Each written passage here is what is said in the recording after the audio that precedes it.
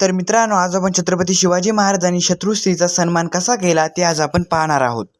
तर छत्रपती शिवाजी महाराजांच्या सैन्याने कल्याणचा किल्ला जिंकला। त्यानंतर तेथील सुभेदाराची सून अत्यंत सुंदर असल्यामुळे काही सैनिकांनी तिला महाराजांसमोर आणले।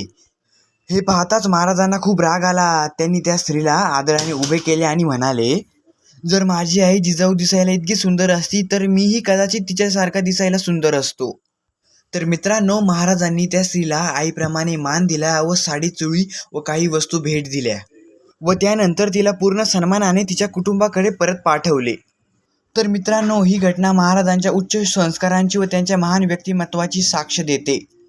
तर मित्रांनो, या घटनेतून असा बोध मिळतो की स्त्रियांचा नेहमी आदर करावा, विजय मिळाला म्हणून अहंकार करू नये।